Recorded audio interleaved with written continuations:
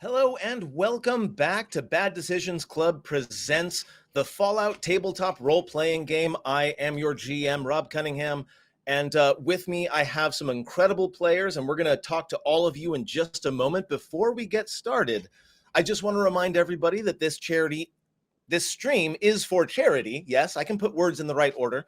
This stream is for charity. We are benefiting the American Heart Association in partnership with Fallout for Hope 2023. There are several ways to donate. There should be a widget right in front of you. There's also a couple of links that will now and then be put into the chat as well as in the frames below. You can always hit !donate. That will also get you there. And, it's a good cause. Heart disease is like the #1 killer of folks here in America, and I believe around the world, but don't fact check me on that. So also, as part of your donation, you are able to affect the game in one direction or the other. You'll notice that there are several possible rewards that you can pick that will either benefit the players or hinder them. And last time we had a lot of really great interference by the audience. So I'm hoping that folks will not hesitate to donate. As I said, it's a very good cause. Now, with that out of the way, let's go ahead and talk to our absolutely fantastic, wonderful players. And why don't we start this time? I'm just going to go around. Why don't we go ahead and start this time with Jer? Tell me who you are and who you're playing, please. Hi, I'm Jer Cynthia, and I do a lot of modding around Fallout, and I work with the Fallout Wiki. I like being around the community, but I also like to keep my distance. I'm playing as Alexandria, a kind-hearted, normally meek girl, raised in the wasteland, strong and independent. Both of our pronouns are she, her. And Alexandria is traveling with a handy robot, which I believe, oh my God, I'm totally going to mix you up, is Nancy? Sally. It was Sally. I knew I would miss it. It was Sally. God damn it. Sally, who is played by, go ahead and introduce yourself, please. Hi, my name's Blissy, and I am playing as Sally, who is a Miss Nanny robot. She previously worked in a hotel in Good Neighbour in the Commonwealth, and she's now on an adventure with some new friends. Both of our pronouns are she, her. And speaking of handy robots, the other one that I said before, that would be Nancy. Vitriol, why don't you go ahead and introduce yourself and Nancy, please?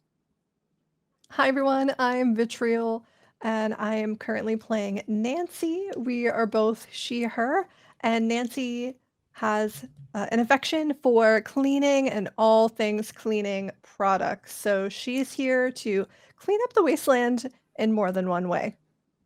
I love that. We have to tag that. And then finally, Tensei, tell us who you are and who you're playing tonight. Hello. I am Tensei. That is my name. I am playing Edgar Baines, the man who, thanks to all of your generous donations last stream, has acquired infinite exploding baseballs. Look, it was a $100 donation. Like, there are very few things that I would not do for $100 donated to this charity. I'm just saying. I'm just scared. Edgar is he, him, and I believe a former doctor in Vault 75, for those who are in their Fallout lore. Yes, absolutely correct. I feel like thanks to that $100, he's going to become a little bit more one note because it's just all grenades but all yes, the time. All grenades. I love it. And as I said, I am Rob Cunningham. I'm your GM, and also big thanks to One Silver Key, our producer. With that, let's go ahead and do a quick recap of last time, because there might hopefully be folks here that weren't here last time. So if you are, hello, please do say hi in chat. And let's go ahead and do a very fast recap. So last time, you all kind of met up outside of Vault 95 for sort of ambiguous reasons, right? That was your tavern moment. And you all sort of met each other at the point of Edgar's baseball. And got to know each other very quickly as raiders ambushed you and you defeated them. And then you made your way into Vault 95, where you were following a trail of blood to a young woman who was another vault dweller like Edgar, and B, claimed to come from a colony of eco-scientists trying to sort of put the world back together after the nuclear disasters. And then after that, let's see, you escaped the vault. You were ambushed by the same raider that you showed mercy to earlier. Unfortunately for him, it didn't work out very well for him as he was eaten by a death claw. You managed to escape in the carnage and laid Mika to rest, and then I believe took shelter in a burned out house. And then the next day you went in search of supplies to a warehouse that was sort of infested, not necessarily infested, but occupied by some feral ghouls. And that's where we ended. There were some pretty serious injuries. There were some pretty serious triumphs. But where we are right now is in that warehouse, about to decide what to do next. We were faced with some very intense combat, and some miraculous thing keeps happening to us that we have yet to really talk about in character, where this weird man in a trench coat just comes in and Just obliterates whatever foe we are facing and then just vanishes. Em, can you play that sting And- really quick? That's true. That happened a few times. And if you check Several times. if you check the reward button under our donations, you will find that you can do it too. Jer, why don't you tell us a thing that I missed from the last from that recap? Well, as you heard before, we did mercy upon Red Rocky, and I personally healed him. And so when he comes back, I'm just so angry, and I fucking yell at him. But he gets his just desserts in the end, getting impaled by a tree for a deathclaw. I believe, and I don't remember the exact order, I'd have to go look back at it, but as far as I'm concerned, it's canon that shout, that curse, is what attracted the Deathclaw. Like, it heard your shout and your cry for justice and just came looking for meat. Like I said, I don't know if that's actually canon, but it's good for now. Blissey. Yeah, it is now. Blissey, is there something else that I missed that you wanted to bring up for our lovely viewers? So, in terms of where we are right now, we noticed that there's a sign on the outside of the building that says, "Hell is empty and all the devils are here." And we are still going to go in here anyway, but the sign does say that. And I think that somebody gave us some direction to try and track down someone called Clements in Diamond City. That's I think right. that's what the doctor asked us to do, isn't it? So I think that's probably where we're going to be heading to at some point. It was Mika, the vault dweller who passed away. She said that you want to seek out Clements and you want to tell him that you're looking for the promised land. That was sort of That's the it. password that he gave that would let Clements know that you are, that she sent you, essentially. Yeah, that's Yeah. a good detail that I really should not have missed. So thank you very much. I appreciate that. It's okay. And with that, And also go ahead. the doctor's looking for his wife and child. Yes, Dr. Rast, the NPC who's joining you, has mentioned a few times that he sort of really sympathized with Mika, and that hit him hard because his wife and his daughter have been missing for some time as well. Yes. So where we start our story this evening is inside this warehouse amid the mostly burning bodies of the feral ghouls that you just fought. Now, looking at the character sheets, I note a few things. Number one, there are 2 treated but still very serious injuries on Alexandria, one on the left arm and one in the torso. And also, Alexandria is suffering from some fairly heavy radiation damage at this time. Also, Edgar has some minor wounds, And the Mr. Gutsy that's been following you around since Vault 95 is not looking so great either. It's been patched up a little bit, thanks to, I believe it was Edgar, but it's still like beginning to break down, and you all know that you can't really heal its HP. So Dr. Rast will kind of take a few deep breaths the moment the ferals are done with, and he'll say, well, we should probably board up the doors again while we're in here. How are you doing, Alexandria? I mean, I'm stable. I'm not doing great, but I'm still not terrible either. Edgar, that was that was a hell of a throw.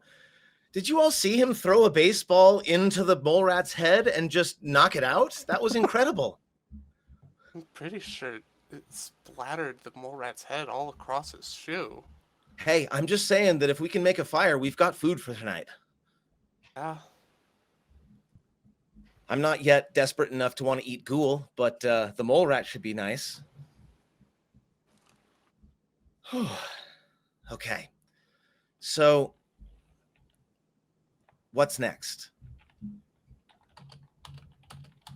And that's kind of me as the GM asking you all, so now that the battle's over, what do you do first? Nancy will start boarding up the door Okay. to make sure they're a little bit safer where they are. Yeah. Do folks want me to go around, or do you want to just jump in? What's your character's first thing they do now that the battle's over and Rast has sort of checked in with everyone? I suppose do we want to look at healing any injuries? I know we picked up a few chems, and I think we've got at least one stim pack maybe between us. So all of the injuries in the party have been at least treated. Actually getting them back to healthy requires some days and some equipment that you may or may not have in the warehouse. Okay, so maybe we need to look around and see what we can find. That sounds like a great plan to me. There are a few. So the warehouse it's a warehouse. It's one giant room, right? So here's what I'm going to do. I'm going to go ahead and do a perception plus survival check at difficulty 0. So if someone wants to roll that, or you can just take the success. But if you roll it and you get some successes, that might generate some action points. Who's got the best survival? So I would have a 10 in this, but I have the perk where if we find medicine or chems, we get more. Beautiful. Thank you for reminding me of that. When it comes up, let me know and I will adjust the numbers. Yeah, so I don't know if I have the best stat for it. That's probably the way to go since you've got the perk, so go ahead and roll that. Yeah. And we can all aid him, right? Yeah, I will let one person aid him. Okay, well, I don't want to completely throw everything off balance right away. I will not be the person to. Who's got a decent who's got a decent survival? I said perception survival, right? Yeah. Yeah, I have. I would be a 7. 9. Okay. Okay, so sounds probably like you then, Blissey. Nancy. So. Yeah. So you go ahead and roll it, and we'll apply your successes as D20s. I think Nancy, your score might be better than mine. Okay. I can do it. Okay, perception.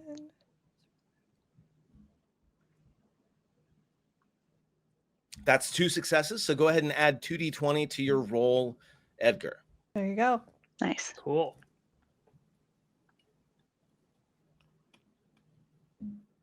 That is exactly That's- 1 success. So that does give you the 1 action point because it was a difficulty 0. And I am now going to say you have a chance to spend some action points to get some stuff. This is why I suggested the roll, because now you can spend 1 or 2 action points, and how much stuff you get depends on how many action points you spend. Do we just want to spend both of them since we accrue them so quickly? I think we should, since people are so hurt. As Yeah, a And we're Yeah. probably side going to get more note, hurt. I would like to remind our viewers that they can give the players or me action points through the donation button. So go Alright, ahead The and... GM just gets 200 action points. So I'm just going to clear your action points, and I'm going to go ahead and roll this a couple of times. Roll it one extra time because of Pharma. Gotcha. So I'm going to roll it 3 times. Oh, wait. Specifically for chems, though, right? If a location contains medicine or chems, roll one extra time. Gotcha. This one does not. Okay.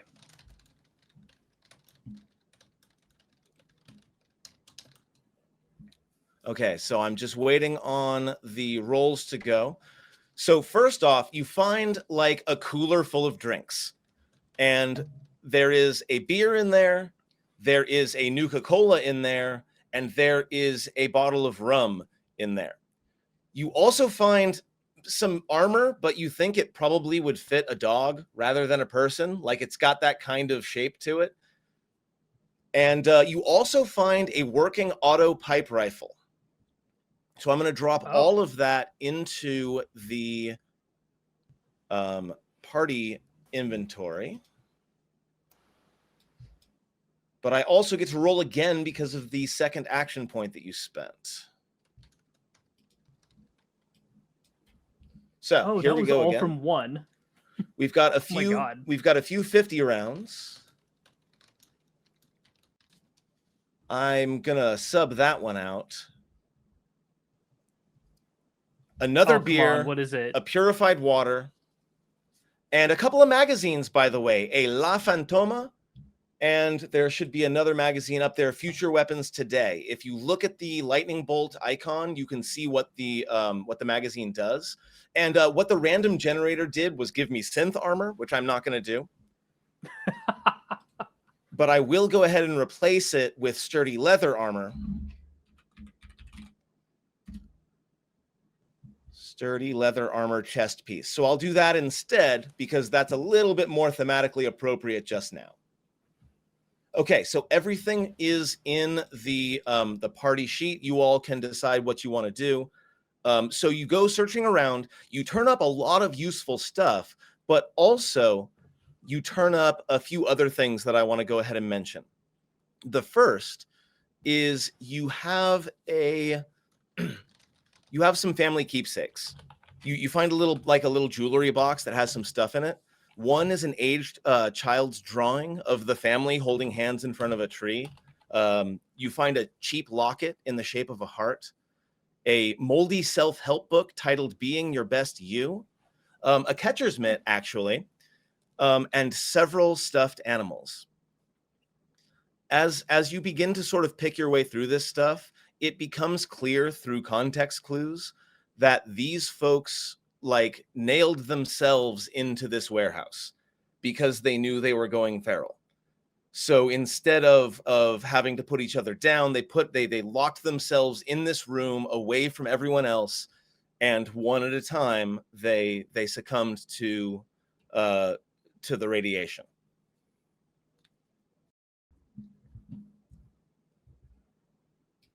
So go ahead and distribute the supplies however you like. And Dr. Rast will mention, so those injuries look really bad. We could try to treat them here. That is a possibility, but it would take a long time, and we don't have equipment.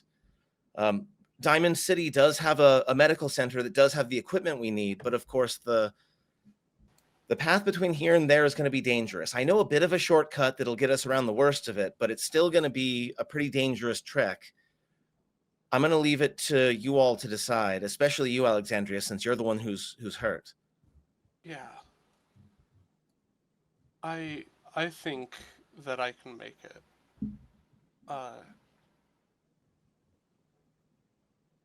This family hurts so much to see. I hope they learn peace. It's a damn shame. It's a damn shame.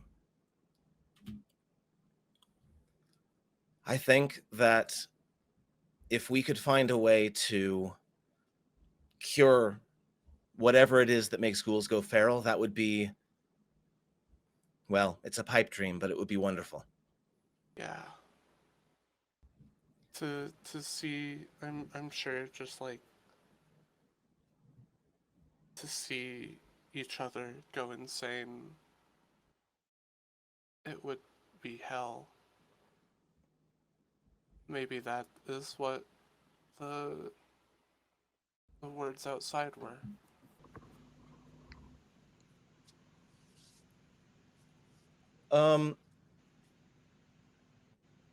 So let's talk a little bit about the next few minutes or hours. I assume we're not just like walking out immediately. Does anybody have anything they wanted to talk about or do in this warehouse before we move on to the next location? I have the best charisma, so I feel like I could sell the most once we do get to Diamond City. So I'm taking things to sell. Dr. Rass will look to everyone and said, so now that we know the truth, you all helped me bury Mika. Will you help me bury this family as well? I think they deserve it. We shouldn't just leave them here. Of course. I'll help. I'm going to go ahead and say that maybe an hour passes. It doesn't take very long. Handies are very, very good at digging, among other things. So it doesn't, especially those of you with the buzzsaw can sort of till the land up a little bit. So you're able to get them buried respectfully. And then you strike out into the wasteland. That said, I am going to note really quick that Alexandria has some pretty serious rad damage and also a rad away in her inventory. I just want to throw that out there. At this time, we're going to go ahead and have each of you level up to level 3. Now, I already let you know like 5 minutes before we went live that was a thing that you could do. So just go ahead and give me really quick what perk you chose, because I'm really curious. And you don't have to go into great detail, but I would love to know what it is that you chose. Let's start with Vitriol. What'd you pick up at level 3? Well, I feel like hanging out with all of these new people have really opened my eyes. My eyes? I don't know. I don't have eyes. What do you call them? Apertures? Ocular cameras? Ocular My like ocular that. devices are now, my optics, yes, great, are now open. And I selected the perk Pyromaniac. So Nice. fire damage, I can add an extra d6. I love this so much. I could have taken 20 guesses and I would have not said Never Pyromaniac. in a million years. Tensei, what'd you take? Why I'm continuing down this path of being the most science that I can possibly science. And I took chemist. So any chems that I create or craft last twice as long. Nice. Very good. In addition, I unlock a bunch of chem recipes that you probably have somewhere. In the rule book. Blissey, what did you take on this level up? I don't know that Blissey is with us right now. Let's go ahead and go to Jer while we hopefully reconnect with Blissey. As I go around collecting all of these items, I gain a good eye for what's worth caps and what's not worth so many caps. I gain 1 to barter and collect the perk Cap Collector, which... Very nice. Yeah. Excellent. So you leave the warehouse, and once again, Dr. Rast is sort of leading you along. And you sneak through the streets, and at some point, Dr. Rast stops in front of a manhole cover. And he says, okay, Diamond City, and we're going to say that it was all day, so we're talking like just after sundown when he stops you. And he'll sort of stop at a manhole cover, and he'll look up, and in the distance you can see the lights of Diamond City, which was once Fenway Park. And there are still those very large clusters of lights up high that light up the place on the inside until they decide that they're not going to have the lights on anymore. So you can see it in the distance. And Dr. Rast will say, so Diamond City is close. We're almost there. But between here and there, the super mutants have they have a lot of territory between us and them. In fact, the super mutants are constantly fighting with the Diamond City guards because they essentially run the neighborhoods all around Diamond City. So instead of trying to sneak past them, I suggest, and he kind of wrinkles his nose for a second, and then he pulls like a hook out of his pack and uses it to pull the manhole cover up off the ground. An alternate route. Is there like a sense motive that I can do? Sure. What would be the equivalent? Sense motive. Let me take a look at your sheet really quick. I I would don't know what the say equivalent would be. I say perception speech. Yeah, that seems right to that me. would be my Perception first... speech makes sense to me, yeah. Okay. So the reason that I'm doing this is, one, I don't want to go into the sewer. It's going to be disgusting. Nobody wants and to go in the messy. sewer. I don't want to do that. And then two, this seems a little suspicious. Is he telling the truth? Like maybe he's an outcast in Diamond City and doesn't want to tell us, and I'm suspicious. So you get one success. I will say that he does sound genuinely afraid of the super mutants. Like when he talks about them, he almost visibly shudders. And he is clearly reluctant to go into the sewer as well. Like he does not want to do this. That's what I'll give you with a success. And he'll continue. The sewer will take us up just pretty close to the front entrance of Diamond City. And there are dozens of super mutants between here and there. Alexandria voices some discomfort. You know, Doc, I don't think a sewer would be the greatest place for keeping my wounds sanitary. Are you sure about this? We should absolutely make sure that your wounds are sealed as much as possible, but unfortunately, I do believe this is the best route. It's not going to be perfectly safe. There will be dangers, I'm sure. I haven't been down here in a while, but I do know that it's better than trying to sneak past an entire clan of super mutants. Okay. I trust you. And to show that he's not just messing around with you, he will be the first one to descend into the sewer.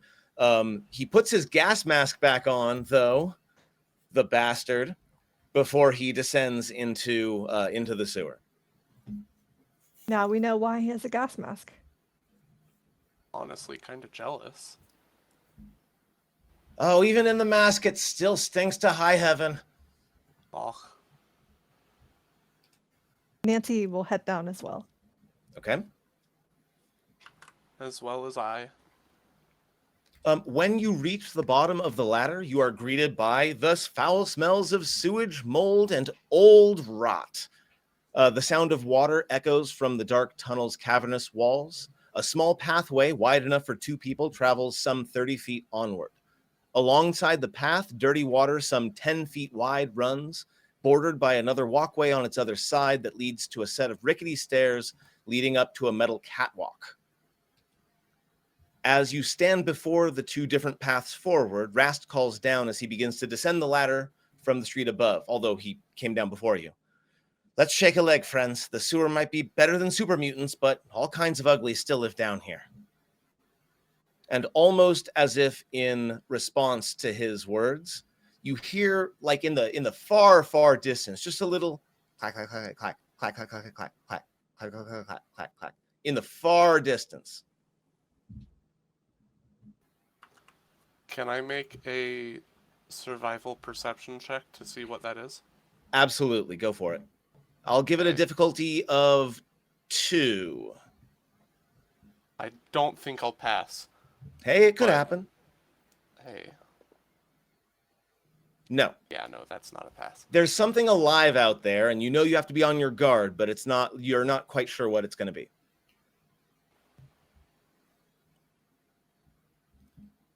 Anybody else have anything they want to do before they lead deeper into the sewer? I just have a baseball of the exploding variety just back here. Can't go all the way back because then I'll be too far away from my headphones to connect. Edgar, can I have a baseball? Of course. I'd Thank like you. a baseball too, Edgar, if you don't mind.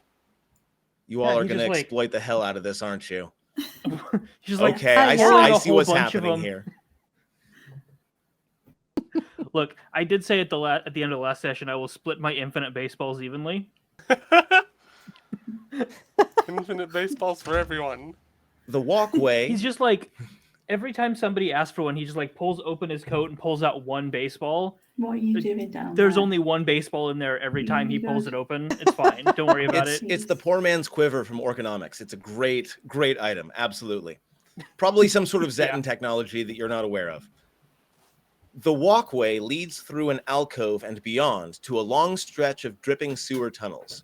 The sounds of unseen vermin, clack, clack, clack, clack, clack, clack. The sounds of unseen vermin skittering about in the darkness reverberate through the area. At last, you come upon a larger alcove.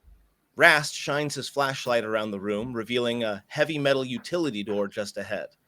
Unexpectedly, the light also reveals that sitting up against the wall next to the door are the moldy bones of a dead man dressed in rotted workers' overalls. The corpse is still clutching a bottle in one hand and a note in the other. Alexandria approaches the body and takes a look at the note. The note he's holding reads, "What a gas. Looks like the joke's on me. Ha ha ha." And I'm going to go ahead and let Edgar make a check for chems. You can either spend two. There's some. You don't have any action points, so you can go ahead and do 2 rolls on the random chems table, or 3 if you happened to have an action point, which folks can absolutely purchase for $3 donation to the American Heart Association. Just throwing that out there while I look for the random chems table. We're going to go ahead and roll it. Like there... Guys, Why do I for feel just- like for there just- might be a pipe nearby? guys, look. For just a single one-time... Em, can you play In the Arms of an Angel behind me, please? For just a single $3 donation, you can make sure... Okay. So, random chems. So, you find a Med-X, first off. And then I'm going to roll again because you have Pharma. Wait a second. Where did I put it? I think I accidentally closed the table. Good job, me. Random chems. Roll it. And you find an inhaler. And like scratched into the side of the inhaler with a knife, it says Jet. Both of those are now on the party sheet. Okay. Hold up, I'm keeping that jet. I need that. I need that for something very specific later. Oh Give me my. that. It is all yours.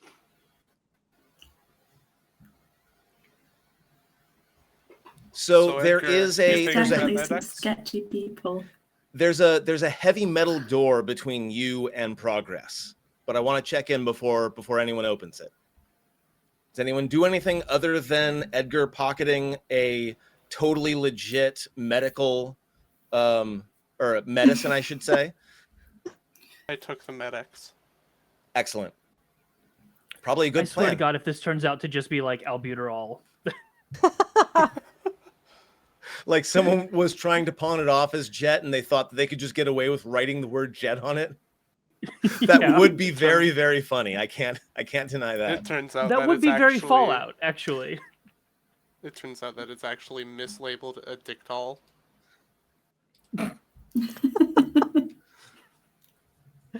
So who's opening the door? Is everyone waiting on Rast? Is he going to open the door? Should we knock? No, seeing no. as Knocking I'm would be a injured- bad plan. Seeing It as is I'm polite. injured, I would not. Okay, Rast will go ahead and open the door. I'd be No big further in the deal. back. It continues down the path.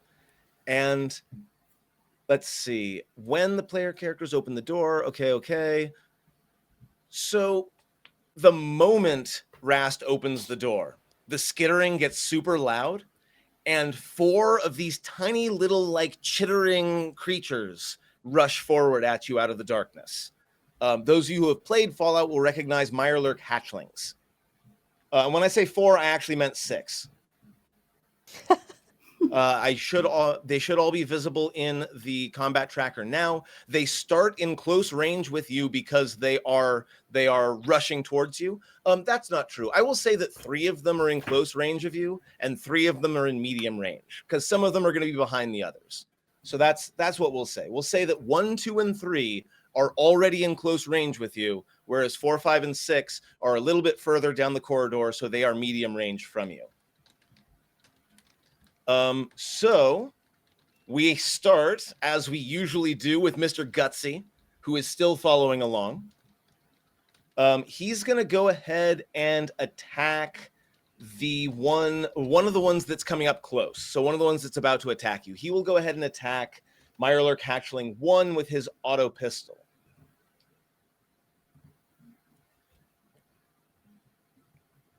He will hit, and I just have to double check. Auto pistol does have burst, so he'll go ahead and spend an ammo to target to target number 2 as well, and will deal damage to both. So 1 and 2. The first one takes some serious heavy damage, not quite dead though.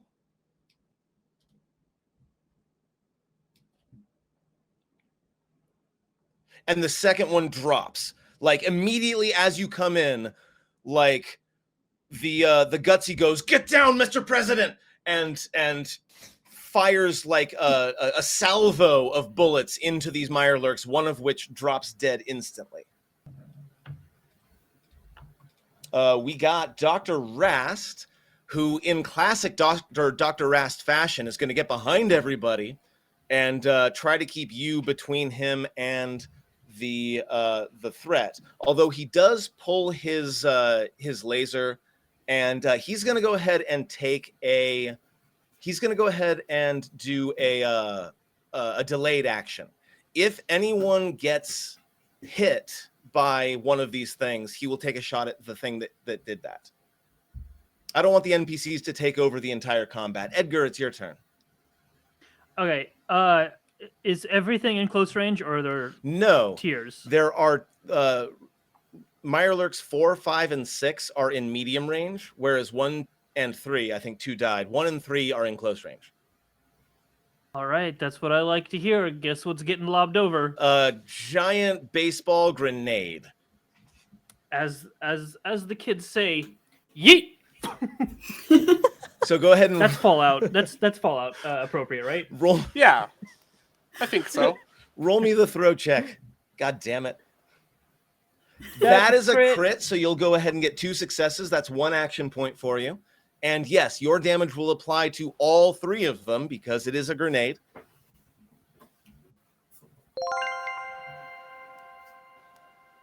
Oh, that's some 6s. 5. That is so that's- much damage. Okay, is so so I want good. I want you to go ahead and give me a description because all 3 of them die instantaneously to your grenade. I think Nice. okay. So here's what happened. Baseball like lands in the middle of them and just kind of doesn't do anything, and they all I don't know what a Mirelurk is, so I don't know how they all kind of get like right next to it and like inspect and touch it, and then I love it. I love it. And of course, though, the bang is so loud in this enclosed space and it echoes, I'm going to say that for the rest of the scene, any of you, except for the handies, so any humans, any perception-based checks that involve your ears are going to be at a +2 difficulty. Okay, I fair gotta enough. craft some earplugs. Yeah. So Edgar, you throw the grenade. That's your major action. Do you have anything else you want to do? No, I'm good. Minor action is pretty much just move, right? Yeah, pretty much move or like change your equipment or something like that. Yeah. I mean, you did good. You killed 3 of them. Yeah, I'm good. I'm good. I got rid of 50% of the problem. We are on to Nancy. Okay. The ones that are left, can we see on the sheet what their range is? The ones that are left.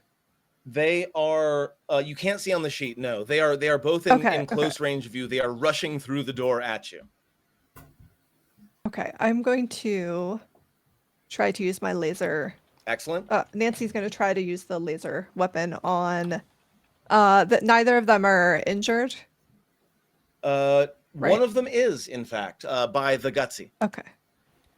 Okay, I'll try that one. Go for it. That's one. on Hatchling gutsy. 1 was previously injured. Okay, hatchling 1.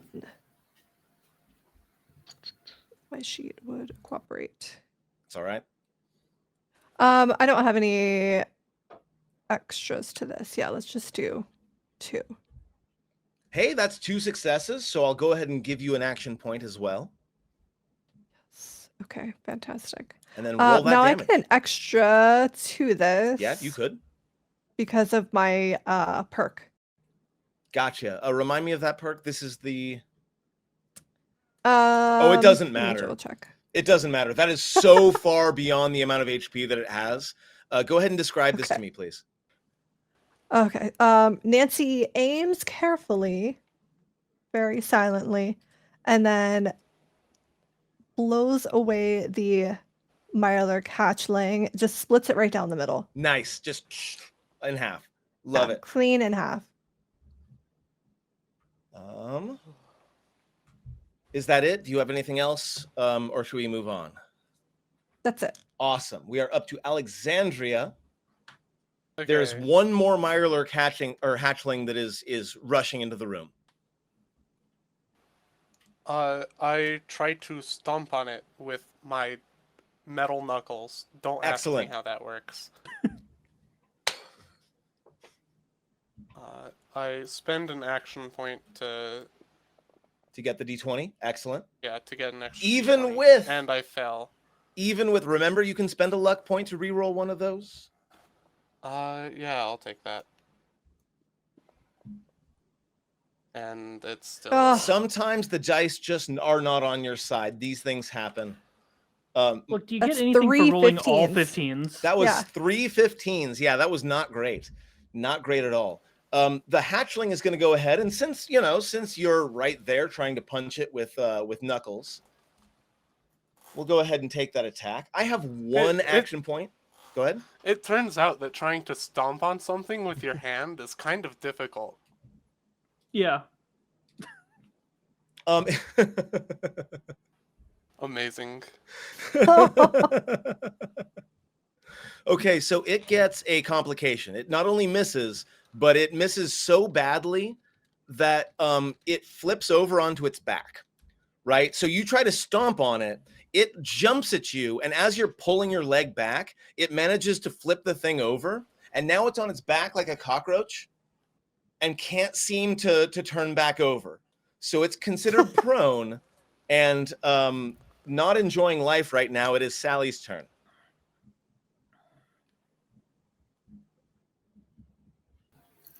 So I think that I am also going to use my buzzsaw and just try and finish it that way. It is prone, so I'm going to go ahead and say that the difficulty of this is 0. You can either just take the success, or you can roll and hope for action points. I'll roll and hope for action points, seeing as we're kind of on the upper hand here. Go for it.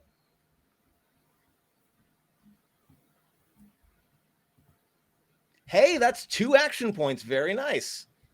Not bad at all. You do your damage, so go ahead and roll that.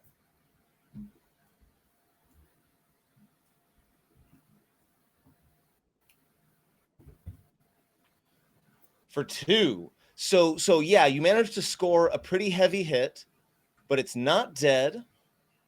We're back up to the Gutsy, who is going to go ahead and set it on fire. Or it's going to attempt to anyway. Oh my god. Oh, thank God. And because, again, difficulty 0. Difficulty 0. Also, you have an AP that has been donated from the chat. So that gets you up to 6, which is not your maximum right now. I believe you increased your maximum to 7. It's going to go ahead and deal some damage.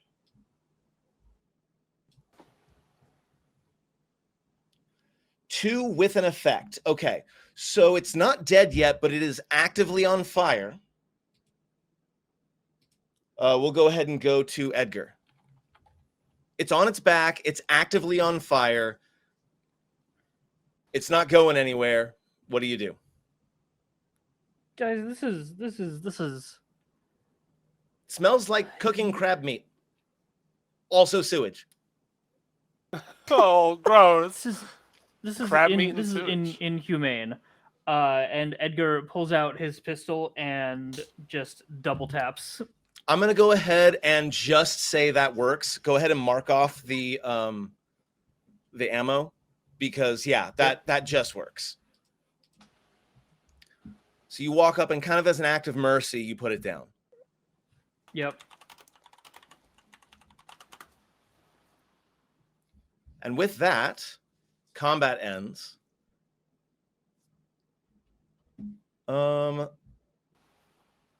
Let's see. Continuing along a maze of dark sewer tunnels, you eventually arrive at another large alcove lit by a dim, flickering yellow bulb. Water drips down from above, creating a soft tinkering echo within the room. At the far end of the room is a ladder that climbs up onto a closed manhole cover, leading to the street above. A simple desk lies in the corner of the alcove, splintered into a heap of rotten wooden shards. Beneath the wood, a moldy skeletal hand is outstretched. I love how Fallout these descriptions are. Like, there's a skeleton that's crushed under the desk, because of course, it's Fallout. Can we get the skeleton from under the desk? Let's see. Yes, you can. So go ahead and make a perception plus survival test. It's a difficulty 1. Can someone else do for that? for anyone who wants to do it? I will say that chems are a possibility, so Edgar might want to be able to, or might want to take this one. Yeah, I can take it. Is anybody helping, or is it just me? Nancy will feel compelled to help because it's cleaning, but That's fair. You know. So Nancy, go ahead and roll first. Okay, this is also perception plus survival, you said? Yes. Okay. Yeah, no help, but no harm. It's fine. What do you got, Edgar? I'm gonna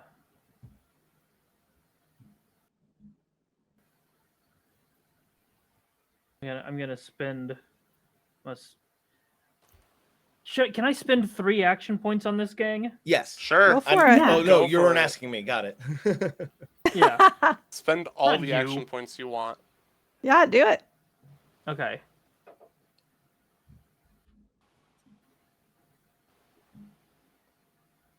Ooh. Wow. Whoa. You literally got all of the action points back. Yep. You got them all back because you had 4 successes. The difficulty was 1. So, yeah, no problem. So let's go ahead and say, once again, action points. You don't have to spend an action point to get an extra chem, right? But you can spend Yes. action points to get more rolls off of the thing that I'm about to roll. Yes. One roll is Up one extra to- roll is free. Up to 3 action points, or does my pharma make it so that 2 is the maximum? Let's go ahead and say that 2 is the maximum. What the heck Okay. is a D1? It's literally just 1-to-1, right? So so I give you Yeah. a second. a second roll just because you get. Okay, so before you spend any action points, I'll let you know what you've got. I already did it. Oh, you I already spent did. 2. You did 2. Okay, cool. So let me go ahead and pull up your party sheet once again. So, roll number 1, beer and dirty water. Man, you all are like getting a frat party worth of beer here. I know, On right? roll number 2, Fancy Lad snack cakes and Nuka cherry. And do check out the descriptions of those because they've got some pretty great bonuses if you drink them. Don't forget that you've got them.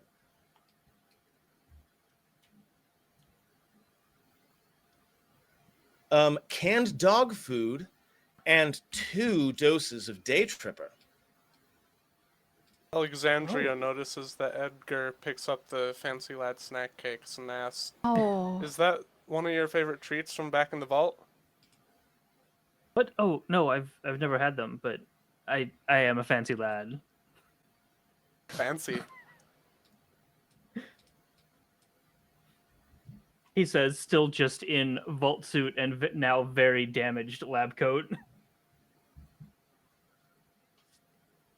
So there is there's a stream of sewage water between you and the ladder that goes up to the catwalk that lets you proceed. So there once probably was a bridge here, but it looks like it's just like shards of stone on either side of the walkway or on either side of the river. So you've got a full-on river of sewage that you're looking at. And the handies aren't worried about it, right? Because the handies can just float on over. But the other 3 of you might have a little bit of trouble. What do you do? How deep? You can't tell it's sewage. It's not moving. I will say, though, that as you're looking, you can tell that it's not moving fast enough to, like, sweep you away. It would take you a while to, like ford it if it's not deep enough. Like, you could probably swim it, but also it's irradiated sewage. Who has the, like, didn't we find like a lead pipe last time? Yeah, I believe I have a lead pipe. Let me go find that. Can we use that to, like, just stick it in the water and see how deep it is, like if it's feasible to cross? I'm okay with that. By going into the sewage? I mean, No, by sticking that would not be. by sticking the lead pipe in the sewage. Oh, and like jumping. No, just to like... see how deep it is. So the lead pipe, I'm going to say, is about a foot long. Okay. And I'm going to say that the sewage is deeper than that. So you can stick the lead pipe into the water, and like you're trying to find the bottom, and the bottom is more than a foot. Okay, do we have like a pool cue or something? Those are surprisingly common in the wasteland, but no, I don't think you've got one. No, I No. don't think we do. I don't. Nancy Yeah, will look for other furniture, because if there's a desk, maybe there's like a bookshelf or something. We could use like a makeshift bridge. Yeah. Ooh. So it's a 10-foot gap. I will say that there are like the desk. The desk is mostly in pieces at this point. It might have helped, but 10 feet's kind of a long way. You do find, I will say that you find various materials to be able to rig something up, but not something like a bridge. There's too much engineering there for what you've got. Mhm. You're going to have to find another solution.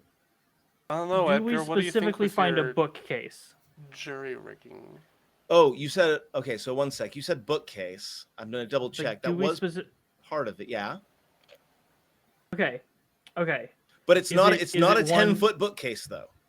Right. No, but is it one with like a salt, like a back? Yes. Is it wood? Yes. Okay, hear me out. Hey guys, here's some real life science. You take that bookcase so that the cube parts of it are down and the back of it is like on top, and you put it on the water. Wood floats, and you now have air pockets underneath it. This is not going to sustain a person for long, but somebody could, like, stepping stone, hop very quickly without pushing it under. I love it. It's Rast, very in character for Edgar too. Rast looks at you Science facts. and he looks at the water and he says, I suppose you have to start it up there though, and we'd have to go quick because it's not going fast, but it is gonna float downriver. Yeah, I suppose it's workable. Also, we could do it. Sure. He looks. Rast, how have you passed in the future? How have you passed in the past? As I said, it's been a while since I've been down here. There used to be a bridge. So would this be an athletics agility check? Okay, so let's do a science first. Let's go ahead and do intelligence science here. Okay. Because I don't Alright. know how that's gonna work, but I wanna give you that anyway. This is gonna be a difficulty of 2. It's gonna be what keeps it afloat and stable. You do get 3 successes. So you're up to 5 action points. So yeah, you're able to set it so that it floats and is relatively stable, right? That's the thing, right? If it wasn't stable, then someone steps on it and it turns over. But you've got a fairly stable stepping stone. Now, this was going to be, crossing the water was going to be a difficulty 3 agility plus athletics check. With this expertly created stepping stone, I will make it a difficulty 1 agility plus athletics check, except for the handies who just float right on over. So I'm going to have each person, including Rast, make a agility plus athletics check, and all you need is 1. But if you don't get the 1, things are going to get really smelly for you. So go ahead and roll that. I'll roll first. Oh, excellent. There we go. My agility and athletics are a little bit low. I'm not confident. I'm gonna grab 1 extra dice. Okay. Rast makes it across okay. And there is your 1 success. I think that buying that 3rd die was a good call. So it looks like everyone is able to sort of jump across, and actually it is surprisingly stable now that you like step on it. Edgar has a moment to like appreciate his own work as he jumps over to the other side.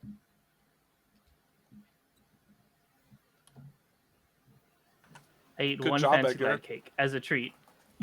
It's congratulations. Nice.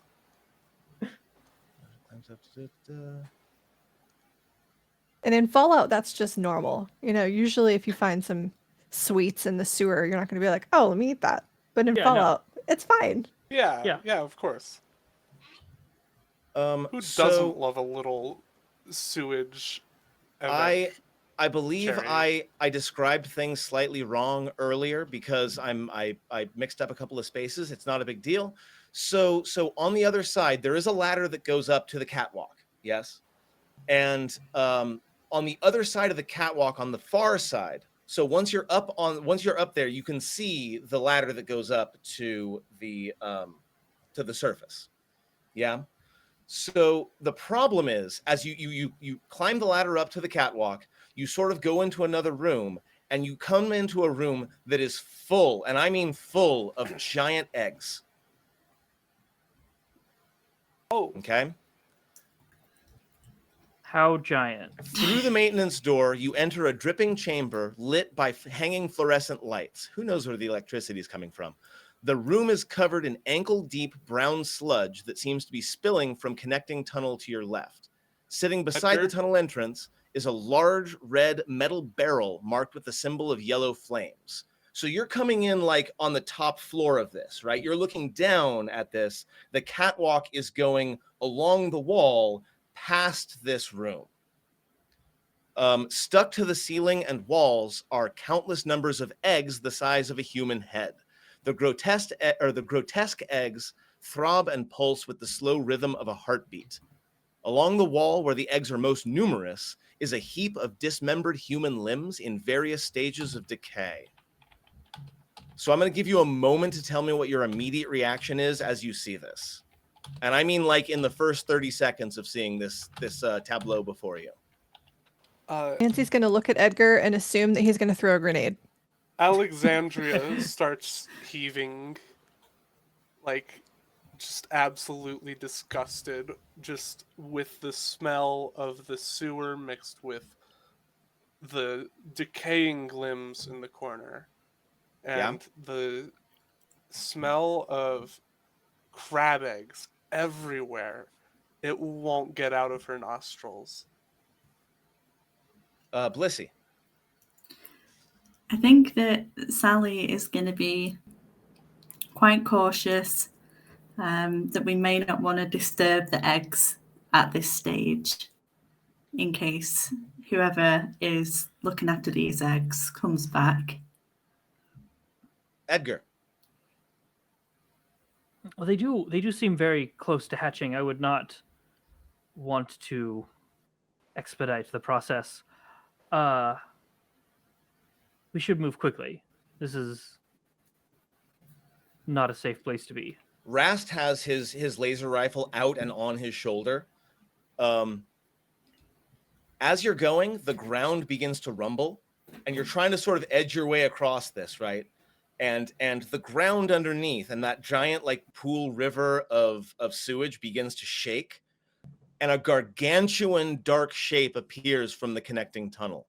It skitters into the light with like a deafening skitter on crab-like legs as thick as tree trunks, and screeches in fury with an ear-splitting sound that echoes into the distant sewer tunnels. The sludge-covered monster looks like the hard-shelled crab mutants you encountered previously, but it is the size of an elephant. It stares down at the intruders with black alien eyes for a moment, opening its massive pincers and snapping them shut again with decapitating force. A second later, it charges forward on its clacking legs, its long antennas whipping out wildly. So first things first, this is a Mirelurk queen. Second things second, it's clearly seriously injured. Like, it's not moving like a Mirelurk normally moves. It is sort of like trudging its way forward rather than like charging like an elephant. With that in mind, I'm going to go ahead and put this into the combat encounter. This is going to go great, friends. This is going to go fantastically well. You're all very lucky that I don't currently have any action points. If chat could be kind enough to lend us a mysterious stranger or two. This now would be the time for it. How many eggs are there? I'm sorry? How many eggs are there? There are lots and lots and lots of eggs. Like, if you're trying to estimate, you're going to say hundreds at least. Okay, so how much does chat have to donate for a mysterious stranger to come and just pop every single one of them? Whoa. That's a lot of shots. But I'm going to say that given that they're all in one zone, I don't think that's necessary. I will also remind you there is a red barrel that is up in the ceiling.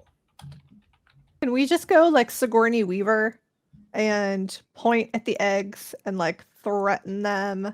Just to and then stop maybe attacking. You guys have seen Aliens, right? Like, you just face off with the queen. The Gutsy is going to go ahead and take some shots at the queen with its auto pistol. It will hit. And we'll go ahead and attempt to do some extra damage with some ammo. It does no damage.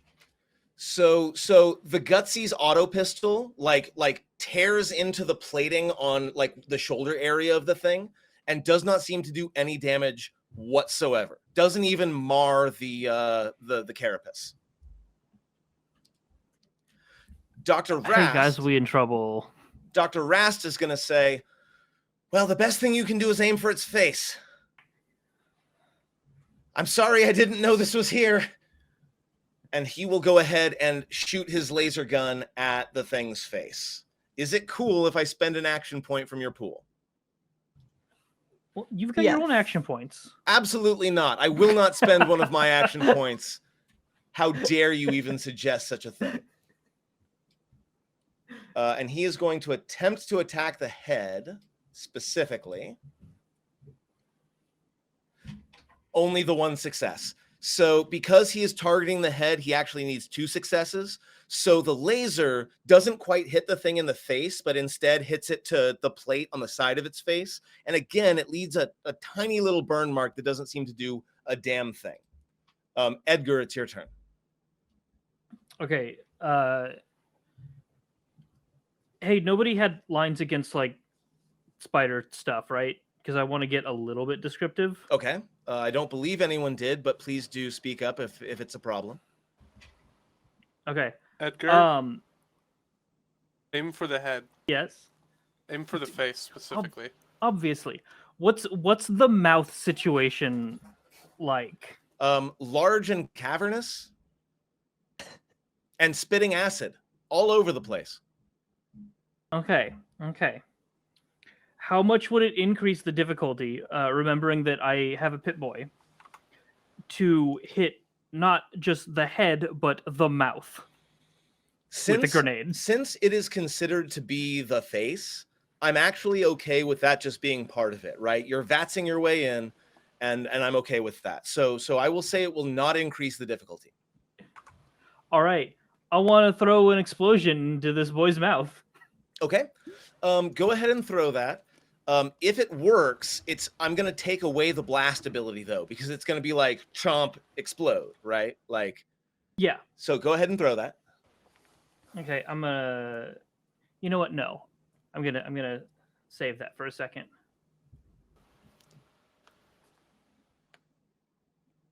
Oh no! I'm gonna say that as things stand, you're not gonna hit it. You can spend a luck. I'm spending a luck. That's wildly incorrect. You're looking for a 10. That's an 11. So the The baseball will ricochet off of the head of the Mirelurk Queen, land among the eggs, and explode, dealing a significant amount of damage to the eggs around it.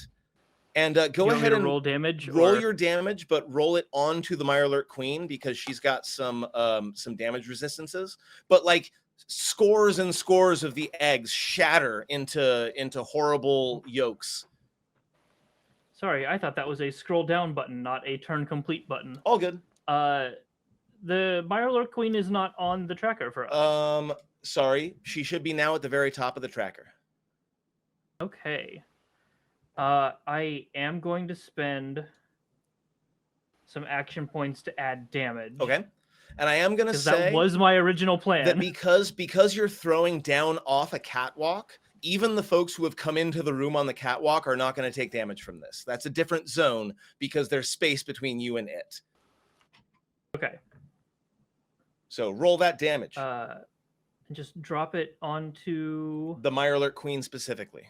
The healthy part of the Mirelurk Queen. It does actually deal 0 damage. What? It turns out, and you watch it, and I'm going to say that your analytical mind picks this up really quick. That armor is like thick with 5 Cs. That armor is tough. You are either going to hit it in the face, or you're going to have to find some other way to beat it. Although, again, dozens and dozens of eggs all shatter, which is at least a good idea. We're up to Nancy. What do you got? Okay, we're on a catwalk. Yes. And can we just keep going? And then the Mirelurk Queen can't come through the door after us, right?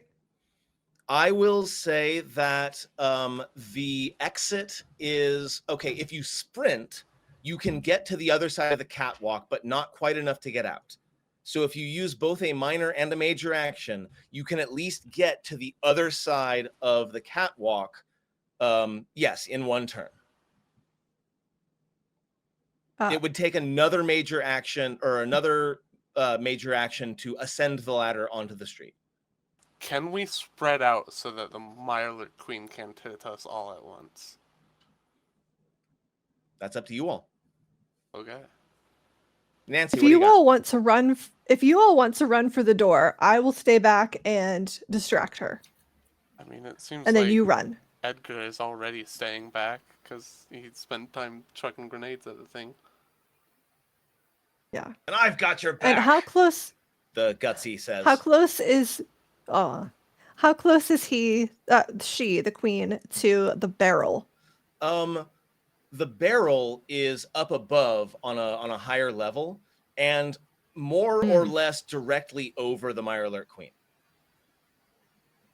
Can I get up to the barrel and push it down onto her?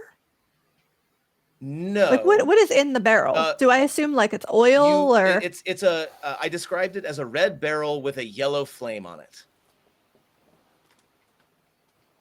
Okay, so it's flammable something, I assume. That seems like a reasonable assumption, yes. If I break open the barrel, would the contents spill down potentially onto the Mirelurk Queen? That sounds like a fuck around and find out thing to do. Okay, I think Nancy's gonna fuck around and find out. What are you shooting it with? This is a great question. I have limited choices. I have a flamer. That seems like a bad idea. That's pretty close a range. Laser. The laser could do it. And if it is flammable, Okay. a laser might even ignite. So go ahead and roll the attack. We'll say Okay. it's a difficulty of 1. You can roll it right into the chat. Okay, I'm gonna spend 2 action points. You can spend 1, 3, or 6. I'm sorry, 1. I'm gonna always do that. Fair enough. As a side note to those folks watching, you can give action points to them.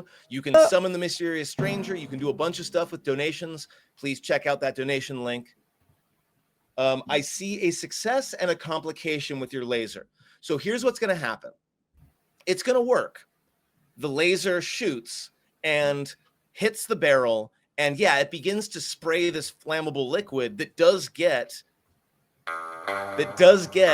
caught on fire. And showers both the Mirelurk Queen and the eggs around in flames. So in addition to now burning sewage, you are now also smelling burning eggs.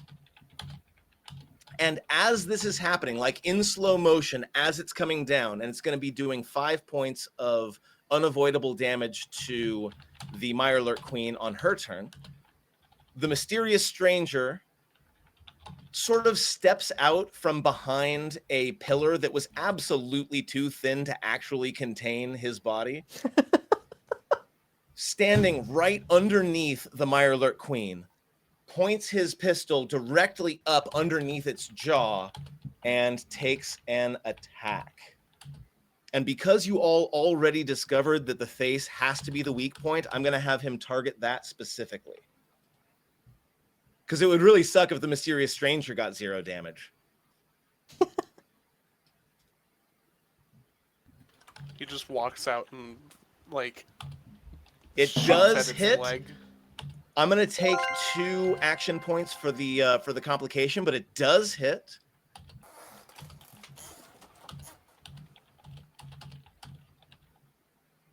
It said torso, so hold on. I'm going to fix that really quick. Okay, so he shoots it in the face, and like blood, like this horrible green acidic blood explodes out of its face. It's not dead, and he kind of looks up at you and gives a shrug as he vanishes back out back out of existence. Amazing. But also, Starstruck. it is now fully on fire, and it is Alexandria's turn.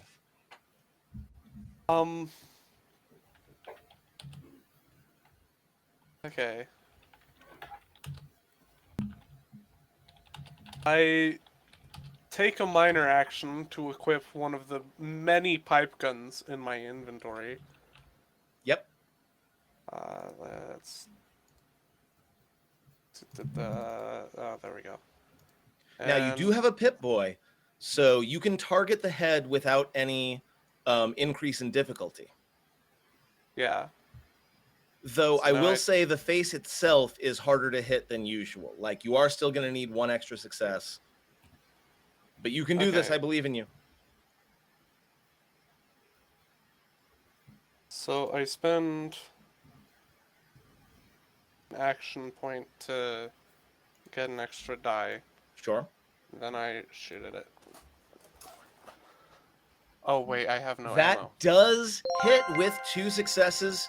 But I With have the no VATS, you only need 2 instead of 3. So you hit it in the face, roll that damage. Oh, okay. Whoa.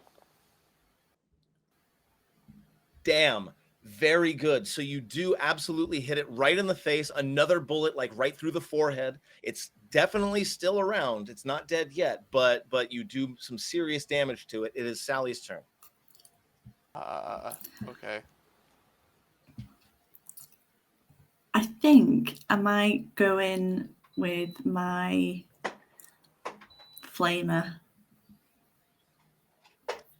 It's a little far. Oh no, you have jump jets, right? Or you have jets, right? I was about to say it's a little far away for a flamer, but yeah, if you want to get right up in its grill, you can definitely hit it with the flamer. Go ahead and roll that. Okay.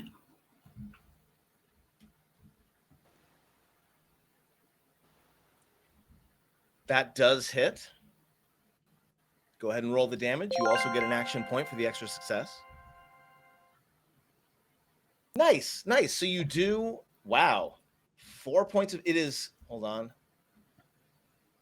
Still not dead, but yes, you managed to like set its left arm. You set its left arm further on fire. Your flamethrower kind of it's extra boosted, or it's extra boosted because of all of the fuel that's in the air, and just turns into this gigantic like gout of flames that totally engulfs the left claw arm pincer of this thing.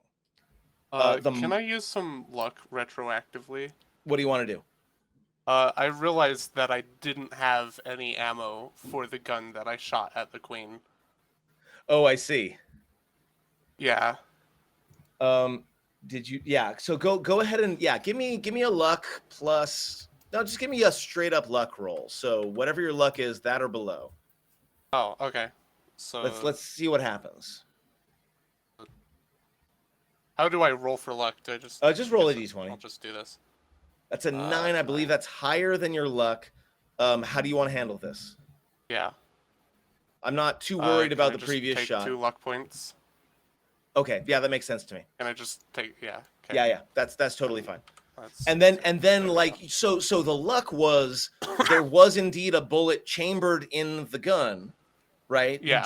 It just so happened that you picked up a gun that had a bullet already chambered. You take the shot, and now you don't have any ammo. That makes perfect sense to me. Cool. The Mirelurk Queen.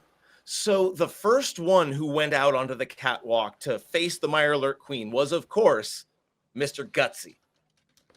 So the Mirelurk Queen is going to turn and is going to spray like this gout of acid at the catwalk, directly at the Gutsy. Depending on how many successes this Mirelurk Queen gets, she may or may not be able to target. Who went onto the other side, or who came up close? That was. I think was that Sally? That was Sally that came up close as well. Okay, so let's go ahead and roll this attack and see what happens. I have some action points. I have to spend 2 of them to even make an attack because of the injury. So I'm going to spend 1 for an extra accuracy, and I'm going to attack the Mr. Gutsy. Interesting. Okay, that's an interesting spread. We got a complication, but also a crit, and an extra success after that. Here's what I'm going to do. For the complication, I'm going to say that the acid spray cannot be used again in this combat. Like, it uses it once, and its injury, like something is wrong with whatever organ creates the acid. So this is the last time it can use that. But it does hit, and it does hit with a couple of extra successes. Now, I did have to spend 2 action points just to do the thing. There we go. I'm also going to buy some damage dice with that. And with that many successes, I'm going to say this is going to affect both the Gutsy and we said it was Sally, right? Sally.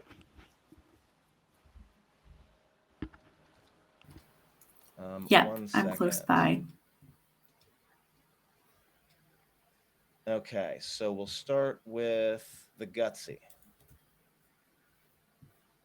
The Gutsy, in its heroic last stand, it's standing in front of it, firing bullets and flames at the Mirelurk, but it becomes very immediately drenched in the acid of the Mirelurk Queen, and like, this one's for the U.S.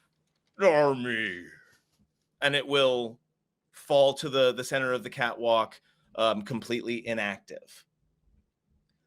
Nancy, you also take 10 points of damage out of your 13 HP. Nancy? I'm sorry, Sally. I keep mixing them up. Sally, you take 10 points of damage to your conveniently also 13 HP. So again, drenched in this wave of acid, and you can feel like your joints beginning to dissolve and come apart. It would be the Mr. Gutsy, but Mr. Gutsy is no longer with us. F's in chat, everybody. I'm removing him from the combat tracker. We hereby commit this person to the deep. So, Dr. Rast is going to go ahead and run halfway across the catwalk and take a shot at this thing's face.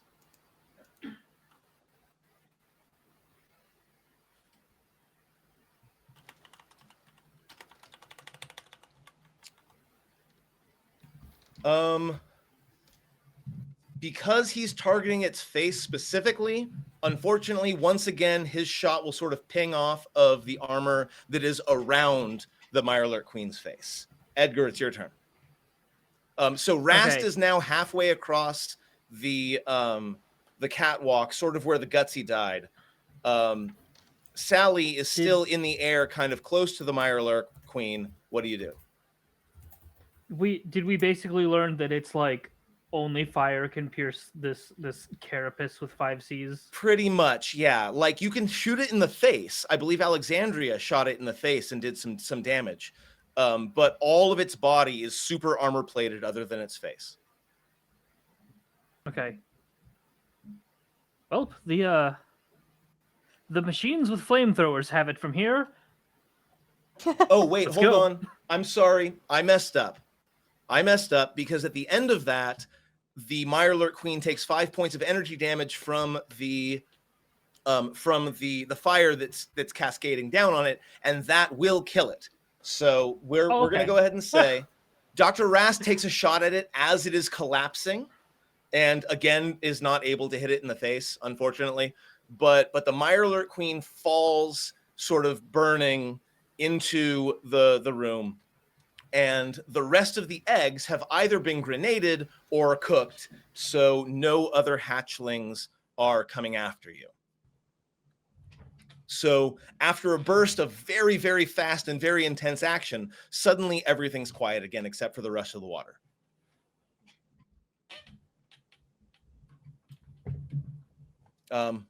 Reactions.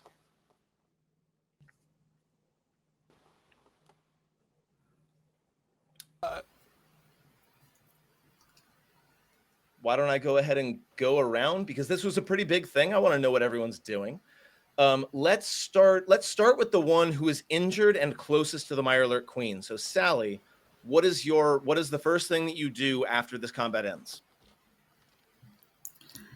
I am trying to look out for help to see if anyone can help to repair me. I have been in this situation before when my limbs were damaged, and it feels like it's progressing quite quickly.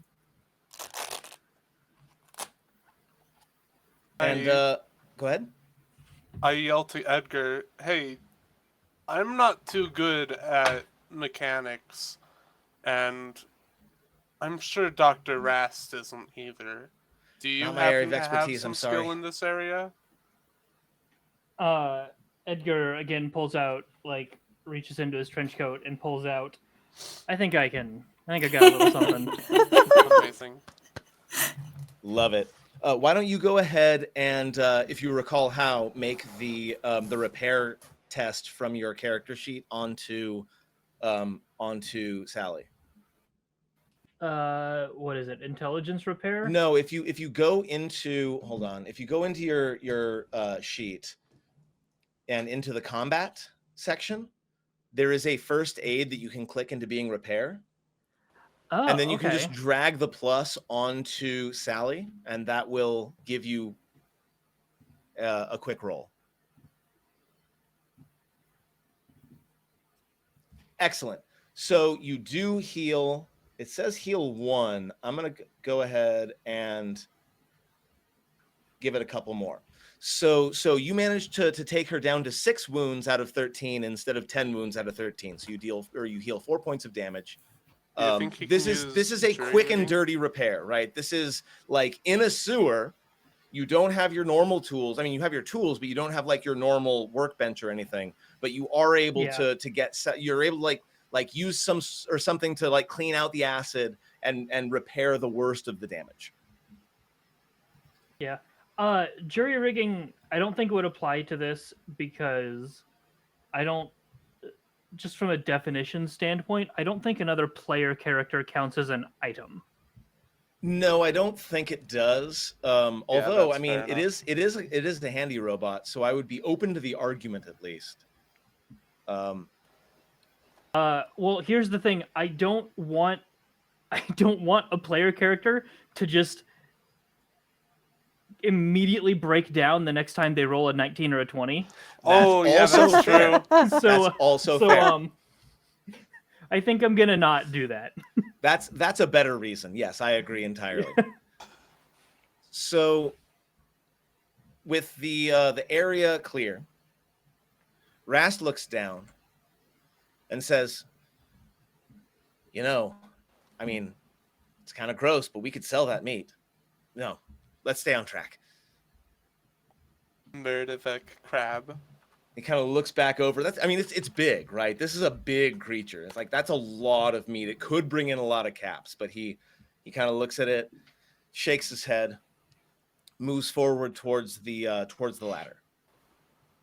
How? Okay, I kind of want to pick apart the carapace. You can. And in fact, anyone who's been in the wasteland long, so not Edgar, anyone who's been in the wasteland long knows that people who kill a Mirelurk queen usually keep one of the claws, like one of the pincers, as a trophy to prove that they did it, because not a lot of people have killed one of these things.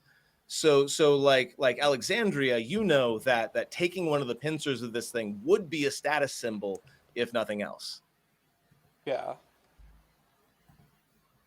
Edgar is far more interested in the defensive capabilities of the outer shell. Oh man, I'm suddenly getting like Mirelurk carapace armor. Yo, that would be so cool. That would be pretty cool. You got Monster Hunter in my Fallout. Well, while you're fiddling around with the body, I yell to you, "Hey, maybe cut off a claw or two?"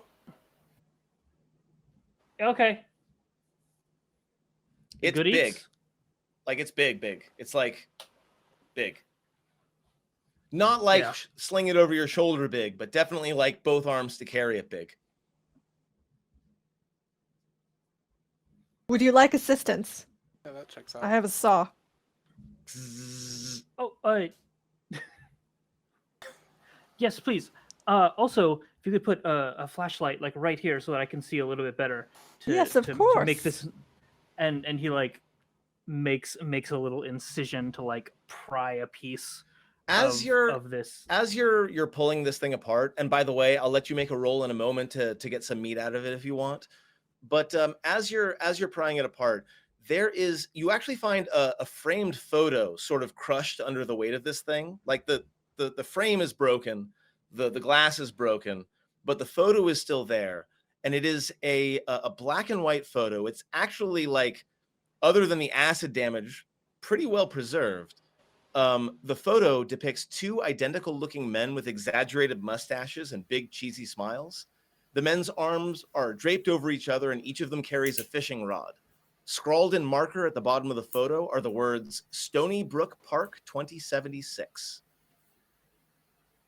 So just like a little photo among the horror of these creatures.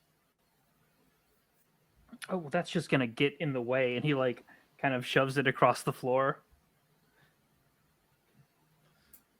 Rast, so let me be clear. Edgar and Nancy, I believe, are currently like taking this thing apart. What are the other 2 doing? Sally and Alexandria, what are you two up to while they're sort of taking this thing apart? I think that. Oh, sorry, you go. Yeah, I was just thinking we're both kind of injured, so we're just sitting back, calming down after the attack. Is that the same, Blissey? What do you got? Yeah, I think that now we're looking through these kind of artifacts like the picture in the Mirelurk claw. It kind of makes me think that when we get to Diamond City, we might need to consider that we may have to trade our entry for something valuable. I know that I've traveled to Diamond City a few times with people from the hotel, and usually if you don't know people, you may have to be able to bribe someone to get in. So we may want to look for things of value. The module says there isn't anything else of value in the area, but you're sort of spending your time sort of checking through the eggs and making sure there aren't any caps or any other dead bodies that might be there that have valuables. Yeah. Okay, no problem. Dr. Rast will descend the ladder onto the floor and sort of pick his way across towards where Edgar is taking apart the bodies. And he will say in a voice that is really only audible to him and Nancy, so Edgar, you've been really impressive so far. You almost hit that thing in the mouth with that baseball grenade. Oh, yes. Well, I didn't do anything. The rest of you all took care of it. Bill just shrugged off everything I did. When Alexandria yells, "What are you two saying?" Because she can barely hear anything, just due to the general quietness of the conversation, and also the deafening ringing in her ears. After there's definitely still that. And Dr. Rast will turn around and he will say something that you still can't hear. Yeah. And he'll turn back to Edgar and he'll say, when Mika died, she said she was an ecologist. She said that she wanted to fix the world. And you had a response to that really interested me. You said you wanted to fix the people. Am I remembering that right? Oh, yes. That's wonderful to hear. And that's why I wanted to talk to you. That and your incredible competence, given that you're probably new to the wastelands. I work for an organization that is hoping to heal the world, hoping to heal people specifically. And it sounds to me like our goals and your goals are aligned. So once this is all over, once we've found the Gek, and once we've moved on, I could introduce you to those that I work with, and you could continue your work as a geneticist and as, someone who is trying to put together the world. If that's something that interests you, you don't have to answer right now. I mean, it has been a little bit hard to find work out here. I'm not fit for any kind of gestures broadly. And those I work with have very, very good facilities. Clean, high tech, the kind of thing you're used to. Oh, I would so love to be in a lab again. As he takes and is peeled a section off and has his eye probably way too close to the inner side of it. Well, for now, let's keep this conversation just between the three of us, and he'll look over at Nancy as well. But if you're interested, I would love a clean corporation. What corporation did you say it was? Well, we were once part of one of the colleges around here. We don't really have a name for ourselves yet, but you would absolutely be welcomed as well. Yes. Wonderful. And then you finish taking apart the carcass. I'm going to go ahead and give you, let's see, Mirelurk queen meat. I'm going to go ahead and give you like 5 Mirelurk queen meat. I think that seems reasonable. Actually, give me an endurance plus survival. Nancy can go ahead and do the assist, or whoever's one of you do the assist, one of you do the roll, because that'll determine how many meats you get. I think my survival's lower, so I should maybe assist. My endurance I've plus got 8 survival is in this. Yes, but Alexandria, you are up on the catwalk and true, not being true. the one doing the butchering. Yeah. Yeah. What's your endurance plus survival? 7. Okay, I am slightly better then. Okay, so roll yours first, and then Edgar will roll his. Okay, no help, but no hindrance. Oh.